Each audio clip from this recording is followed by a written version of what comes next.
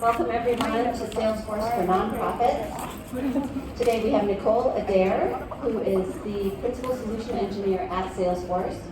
We have Eboni Blake, who is the CEO and founder of Ideas Lab. Rebecca Letter, who is the Salesforce Project Lead at the Blind Institute. And Lidiana Moko, who's the Principal CRM Growth Strategy. Thank you. Great. So, of course, we want to thank all of our sponsors who are making this event possible for all of us to be here. So, I'm sure you'll see this a lot, but it's not possible without them. So, thank you to all of our sponsors. And you've already heard who we are. We will have this slide up as we're speaking. But I wanted to cover our really complicated agenda. We're going to have a very robust discussion with these wonderful panelists who we all come from pretty diverse backgrounds, diverse places in the ecosystem, and are working with nonprofits every day. So hopefully we can bring some ideas to you and have a good discussion. And then the hot topic, I'm told, is, and of course I want to talk about it, is our new nonprofit cloud release. So I will go through a very, very quick, far too brief overview of that at the end, and then we'll have time for questions.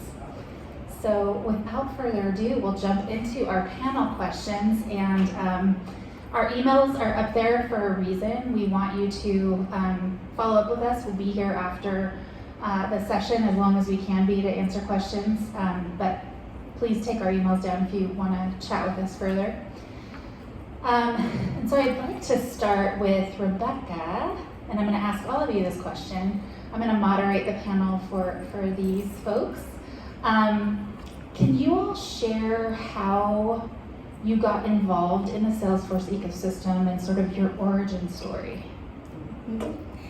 Yeah, so I work for an organization called the Blind Institute of Technology, which is a nonprofit that's focused on addressing unemployment and underemployment in the disability community, particularly, the BVI community, blind and visually impaired. And so I actually started out by becoming a candidate of BIT, and then went through what's called their Academy program. They have a Salesforce Academy program that is focused on getting blind and other disabled people certified as Salesforce admins, because Salesforce is an incredibly accessible platform in comparison with a lot of other careers in technology that you can potentially do. And so I went through this Academy program. I was part of, I think, the second ever class. I became what I believe is the first screen reader user to actually go through this program and get certified as a Salesforce admin. And then they brought me on as an employee so that I could help pioneer their apprenticeship program. We have an actual officially federally registered apprenticeship program where we basically take the candidates who have been through our academy process and have gotten certified, and then we get them work experience doing Salesforce consulting primarily for other nonprofits. So that was my journey. That's incredible. Lidiane, let us know. Your origin story. Yeah, so this is back in 2013, 2014. I was at the University of Denver finishing an MBA program, and I met Rob Smith, he was the founder of Rocky Mountain Microfinance Institute, and they wanted some help with Salesforce. It started as a pro bono consulting, as I was trying to decide, what am I going to do? Am I going to try to find a job, or am I going to be a consultant working on my own? And that engagement with Rocky Mountain Microfinance Institute was the tipping point. The encouragement that I got from my work with Rocky Mountain Microfinance was incredible, and I am eternally grateful to Rob Smith and his team.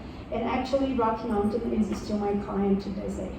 They're not on Salesforce platform anymore, unfortunately, but we set up a different CRM, and they're still my client. The fun fact is, it took me a long time to get my certification because my background was as a software engineer. I could get around pretty well. I only got my first certification in 2019.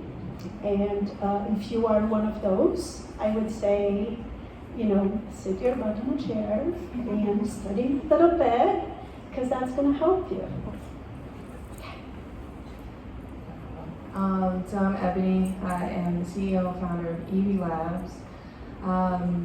How I got started, my first full-time, real paying job out of college, I was a program director working on 2 programs for a North Carolina statewide nonprofit organization that supported persons and families with developmental disabilities.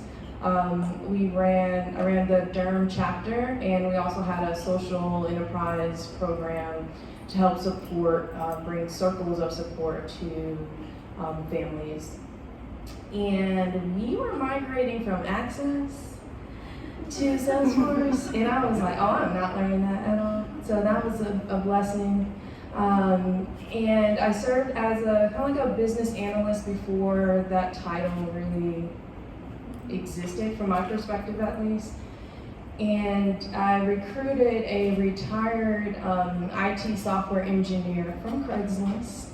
And she was just so excited she was recently retired and so excited to help a nonprofit organization and learn a new technology for herself as well. I stayed on as a beta tester, kind of just learning in the background.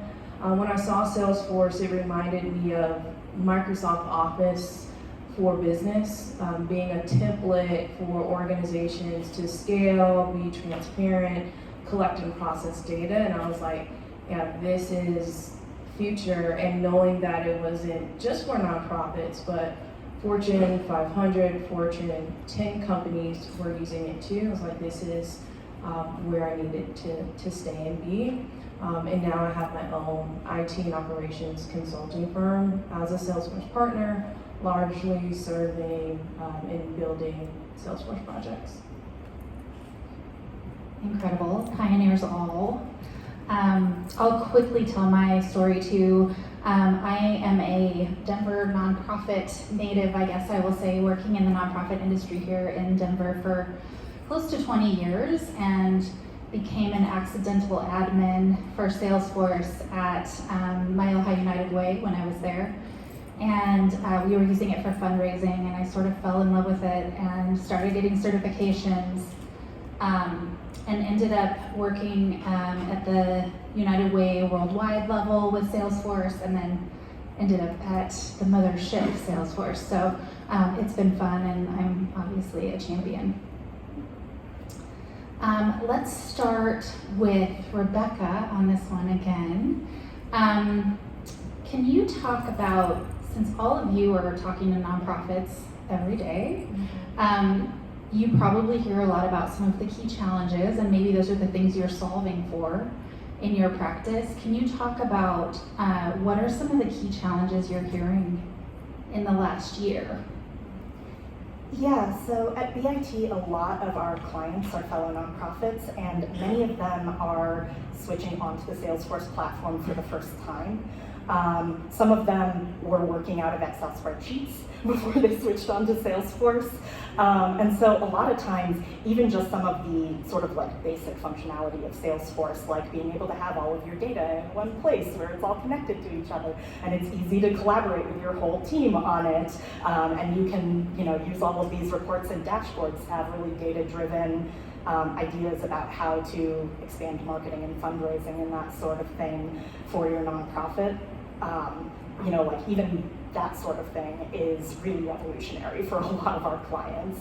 As they get into things a little bit further, then integrating with other systems becomes a big priority, and so does adding in process automation and that sort of thing so that they can streamline their processes.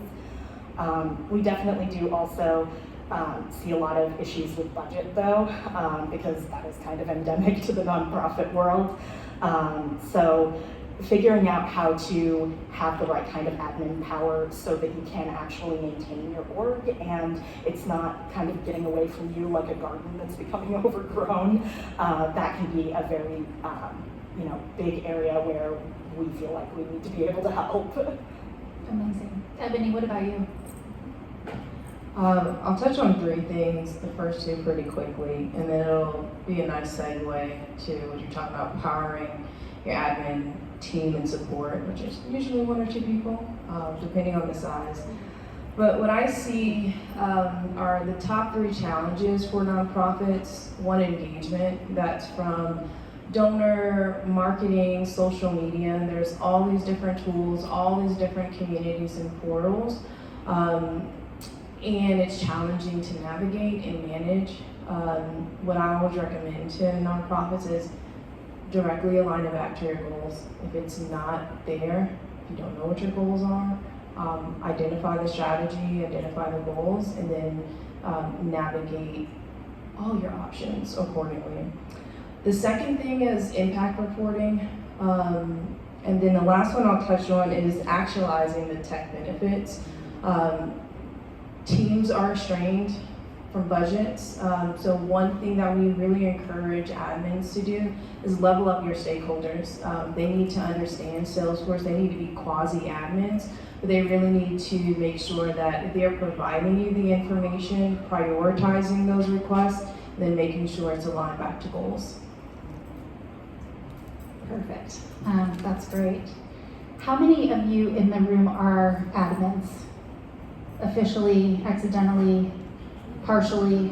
Okay, lots of you, good. So this next question is for you. We're gonna start with Lidiane on this one. How do you advise folks to be a successful admin at their organization? Yeah, that's a big one.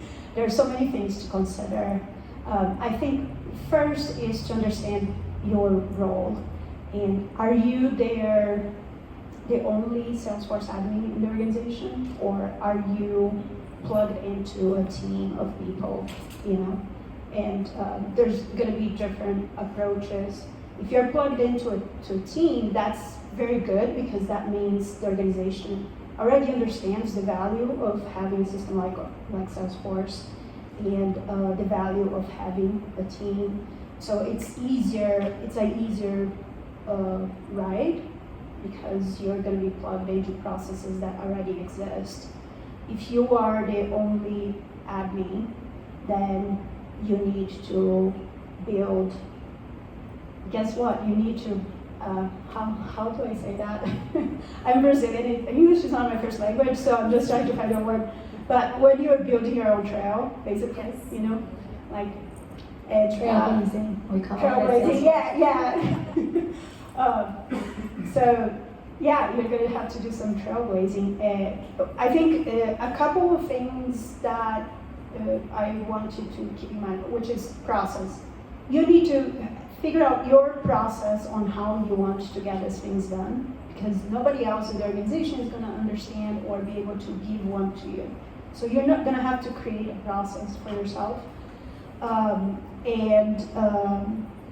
The other part of it is leveraging the Salesforce resources in Trailhead that talk about Salesforce application lifecycle management, right? Make sure you understand that at a certain degree. One common mistake that I see done often when I get an org from somebody else is people not understanding the pre-built processes that are in the Salesforce platform. So take the time to learn key concepts of CRM, the lead process, the opportunity process, how those things are already built up, and be creative because quite often you can leverage and reuse those, One thing that happened with me recently was a big nonprofit from North Carolina. They got people from Accenture to help them build Salesforce. For 6 months, it didn't take off, and then they gave up. And then I got engaged, and I was just looking at what they were building. It was not leveraging the core functionality of the platform. It's a good thing that, yeah, they gave up that path. So I hope that was helpful. Yeah, wonderful. Ebony, what about you? Tips for being a successful admin? Yeah, I mentioned one before, be demanding. I think a lot with Salesforce admins are like these angels, you want to help everybody, especially if you're already in the nonprofit space. But you really have to demand a lot from your stakeholders because they're demanding and asking a lot of you. The other one I'll say is continuously be curious. So I feel like most admins, they do leverage networking and Trailhead and a lot within the Salesforce, but start to be more curious about how the organization runs, what's their mission, and tying what's possible in Salesforce directly to those missions and goals, because it's going to help be more of an advocate and bring more support for you and your team, and really being able to actualizing benefits because you're tying it to what is going to support that team execute better. The only thing I will add there is, while we have amazing resources in the Salesforce ecosystem, user groups, Trailhead, all of those things, Google is kind of amazing when you're trying to figure something out. There are people out there who have likely had the same problem you've had. If you can't find it in one of our communities, I Google all the time and I find answers. So that's my only other thing to add there. This is a little bit of a pivot, and I will have all of you answer this, but we'll start with Rebecca this time. How do you make your organization successful? So obviously they're looking to you to be a leader in creating processes and optimizing data and all of those things. So how do you make your organization successful? Yeah, so one of the things that is both kind of a challenge of how BIT works and I think ultimately kind of a strength because it forces us to develop better skills when it comes to certain things, is balancing competing interests. BIT is a nonprofit organization. We have a lot of different goals within our nonprofit organization. We have our ultimate mission, which is trying to get people hired full-time. We have the needs of our apprentices when it comes to having to create a teaching environment. But we also have things like professional development for our internal employees and that little thing that is making sure that our program makes back its budget so that we can support ourselves. And that's all just within BIT. And when you're balancing that then with the competing interests of your clients, it's really important to make sure that things are being negotiated in a way that you can then have successful outcomes for the organization as well. And so communication really, really becomes important at that point. Ebony just mentioned be demanding. I really loved that because one of the things that we have found at BIT is that when you have a client who's not very engaged, who kind of feels like they're dumping this project on your lap and you're supposed to make miracles for them, that tends not to work out very well. Like that's not a winning strategy for their org. If they take 50% of the responsibility for pushing the project forward and understanding how their Salesforce org is going to work and how it's going to support their own work processes and all of that sort of thing, and if they're in close communication with us so that we can keep all of those interests balanced, that's going to be a much better outcome, not just for us as the consultants, but for them actually moving forward with their Salesforce org. Do you remember the name of the book, the consulting one? Flawless Consulting. Yes. Flawless Consulting, especially for you guys who are flying solo or trying to navigate the challenges of dealing with stakeholders. Okay. Yeah. So, who here watched Silicon Valley? Okay. So I love frameworks, and in terms of how to make your organization successful, I would say do a good SWOT analysis. And you can do that in your own room by yourself, or you can do with your team of other Salesforce certified consultants that are working in the organization, or you can do in a meeting with the whole organization, and then start mapping out what are the strengths. Data can be a strength, and data can be a strength to feed into other areas of the organization. Even market changes like COVID, right? COVID could be seen as a threat, and at some point in time it was for everybody, but then one of my clients, we got together and adjusted their configuration to reach their constituents in a different way because of COVID. From a threat, it turned into an opportunity, right? So a weakness is the lack of integration with other systems.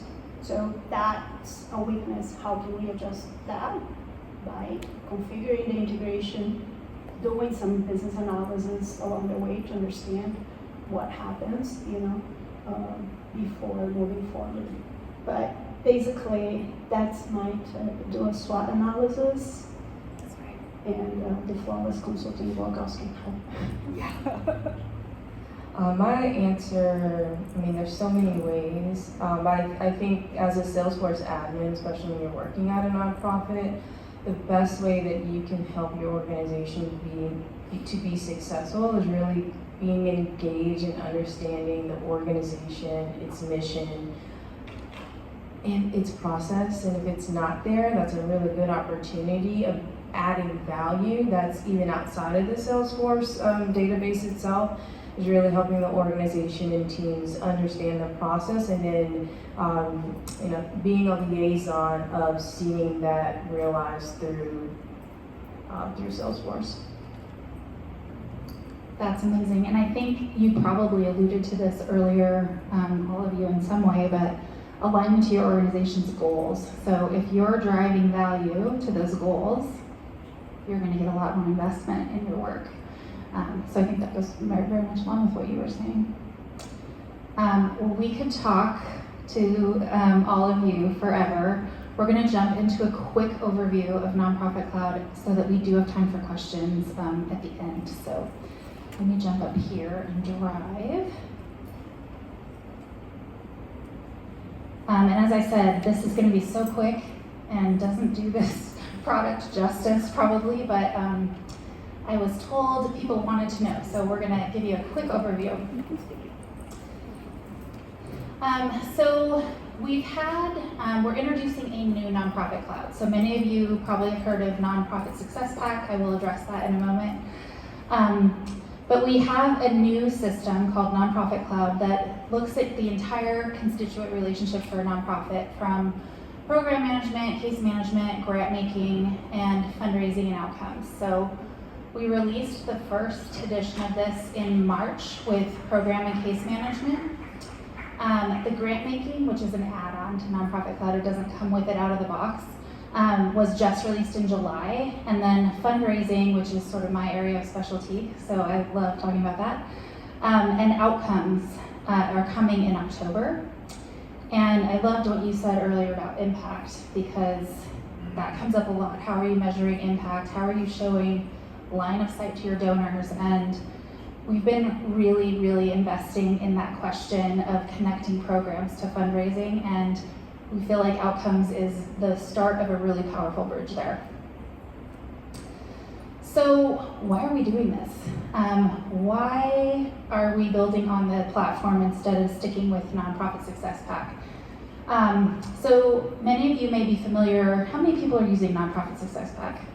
Lots of people. Cool. Salesforce.org was a different entity when that was created. And so we couldn't necessarily build on the core Salesforce platform. I know that sounds crazy, but we built that as a managed package so that we could get it to market quickly and serve nonprofits in that capacity. So it was purpose-built for all of the things that you want to do. It has served nonprofits really, really well. But now we have this opportunity to build on the core Salesforce platform. And so what the advantages of that are, we have reduced complexity in that it's not a managed package that's sitting on the platform. And so there are some, there's some complexity that comes with that sitting on top and not being part of the platform. We are considered one of the Salesforce.com industries, which means we get investment just like they do. And many of the tools that you'll see if you start using Nonprofit Cloud are coming from those industries. So we've taken things from financial services and health cloud that are working really well for constituent engagement or program management, and we're able to leverage their innovation without having to reinvent the wheel, which leads to faster innovation. So we have the ability to really take advantage of this investment and build ultimately a better product for our nonprofits. That said, Nonprofit Success Pack is not going away. We will continue to support it. It has a roadmap for the next year where we're making additional improvements, and we will continue to support it for years to come. So that just hopefully puts folks' mind at ease. But we are really excited about this. We have a package that is part of this Nonprofit Cloud, which includes a full sales and service license, which you get with NPSP as well. The program and case management modules that released in March. With this one, we're including our accounting subledger product, which basically takes your gift transactions and translates them into ledger entries for your finance team. So it's been a really popular product, and we are proud that we can offer the Growth Edition as part of Nonprofit Cloud going forward. Fundraising, as I said, is coming in October, same with outcome management. And these are some of the common components that we're able to borrow from our industry teams. Form builder, decision and matching engine, a roll-up engine, milestone planner, you guys can read. The actual product names that are driving these things, if you're interested, is at the bottom of the slide. And I think you guys get this later. We'll make sure you get it later. If not, you can email me and I'll send it to you. How many people know about person accounts, are familiar with them? How many people think person accounts are a 4-letter word? Okay, me too, 15 years ago, when I was using them for fundraising. They've come a long way, baby. They are the industry standard that we're using with all of our products now. And really all of the frustrations I had with them are gone. And so they are really, they're going to be the basis for our product going forward. And I talk about what actually is a person account, but really the way I like to frame it is that you get the power of the account, which is like, it's the core of Salesforce, right? The account, that's where it started. You get the details and that richness of a contact on different fields. It works with campaigns, all of those things. And that together gets you the magic of a person account. And I've been working in our prototype for fundraising, and I'm loving person accounts. I'm loving the versatility they're bringing, along with some of these other common components that we're receiving. So hopefully we can convince you it's not a 4-letter word anymore. As I said, this just provides more flexibility. So you have the ability to have business accounts in your organization, individuals that can be person accounts, and you can also have a hybrid if that makes sense for your organization. And we do have some organizations, corporate organizations that are using every iteration of this. And I mentioned this is really driving from some of our partners and industries with a very focused nonprofit lens. So we're taking what works for nonprofits and leaving what doesn't. And now I'm going to get into a little bit of what the product looks like, has contained. This is our required slide to say, please make purchasing decisions based on currently available technology. Our lawyers are happy. So grant making, this is what we just released in July. And what you'll see here is it's similar to our grant management product that we had previously. But now we're really able to expand on the ability to provide more robust application management. The budget management was a huge request from our customers. Can we get more detailed budget management around the grants that we're giving, how we're tracking the disbursements and what's coming back from our grantees. And then we've improved the grant seeker and grantee experience with that portal. So, and I will say one of the delights of this being on the platform, same as NPSP, but we get 3 releases a year. And we'll be bringing new innovation to that. And the great thing about Nonprofit Cloud is you're gonna get all of those. So if you're already on Nonprofit Cloud, let's say right now, fundraising just shows up in October. Any new innovation that we add to Nonprofit Cloud, you will just receive. So this is our minimum viable product, and it's just gonna get better and better, and it's already awesome. Program management, the new addition here is that outcome management that we were talking about. And this really gives you the ability to track your program indicators, getting to not just outputs of your program, but outcomes, and really being able to tell the story of your organization's impact in more concrete and real-time ways. And then fundraising, I would say in NPSP we were a little operationally heavy in some of the development that we created. And as we looked at and listened to customers and worked with them and heard from them, we really wanted to focus on the high-touch fundraising, the major gift experience, planned giving. So we're releasing more sort of purpose-built tools for major gift officers and others, while we'll still have the mass market fundraising with a lot of enhancements around source codes, increased segmentation. We are going to be giving away Data Cloud for free. So if you have the capacity and the interest, you can get really fancy with your segments. So that's pretty exciting. And then we have the heart, which is the fundraising operations. Can't run without it. We have a new gift data model, which is very different than Nonprofit Cloud, and not NPSP, and that was fully informed by our customers and their wants and needs.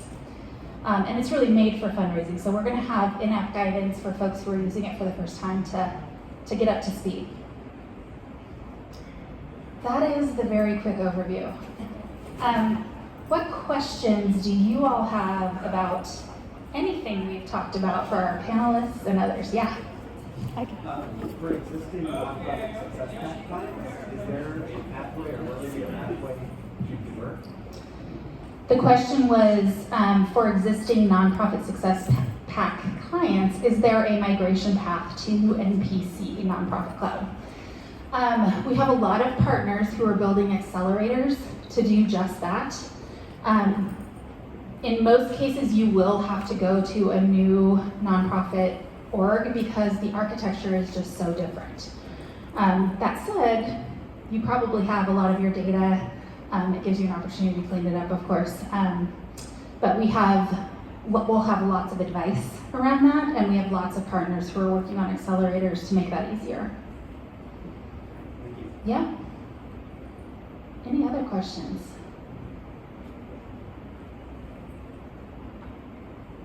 Yes.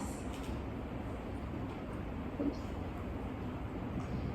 Hi, my question is also about the nonprofit cloud, but specifically about accessibility. So I don't know if Rebecca can speak to this, but I was wondering if it is expected to have the same level of screen reader accessibility, or if that is known yet.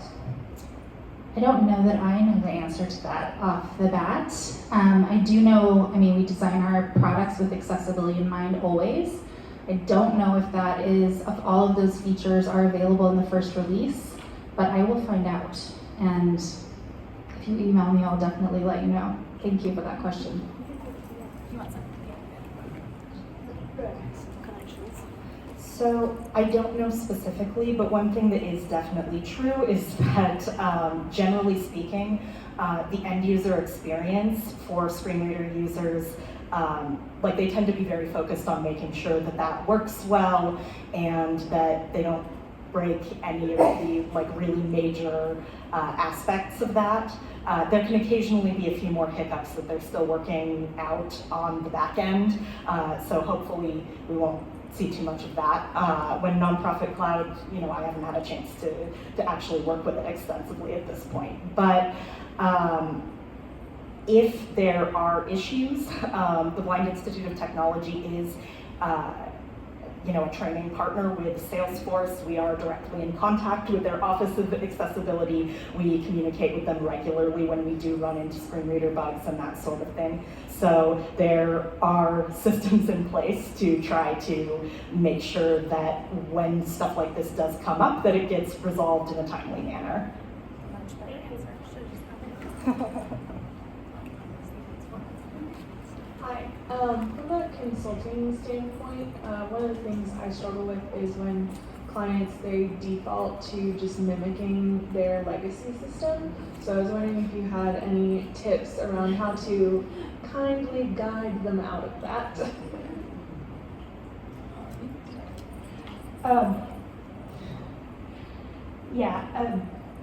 What I would do is set things up in a sandbox and show, walk them through a scenario and show the value of embracing the features that are available in Salesforce, so they can have a better idea. There are challenges though. A lot of times when you're doing things like that, data helps them to connect the dots in terms of what is happening with the system. So if you could import a batch of data to help them get a little and do a few charts in a dashboard goes a long way. You know, that's my recommendation. Two things. Sometimes it's the process that's the same, and so I'm trying to do a better job of making sure all projects have a current and future state process map that's a data model, as well as like an manual and automation that's all the things that are happening inside the system and outside the system, so that they can see, and we can always recommend how they can optimize. And optimize past the project too. So one of the things we like to do is have an optimization report. Also kind of gives us the opportunity of future projects that we can do with them, but recommendations of here's what we're aligning on what we're going to do now, and here's how we see you can improve this process and feature to meet with goals. The other thing that I would say definitely agree with demoing and doing in the sandbox, but also doing an assessment of kind of process and tool and asking them what's their pie in the sky, what's all the things they wish they can do. So it's not even about the technology itself, but it's unlocking their capability and capacity to meet goals.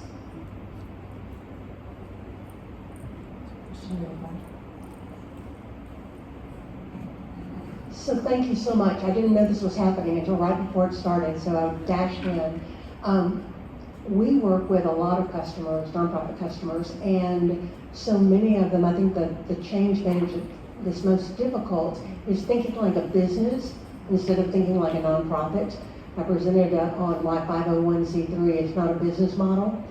And I love that you brought out that Target, is using the format from the new Nonprofit Club, right?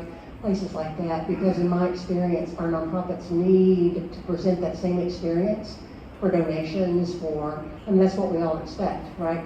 To be able to do like Target or Amazon.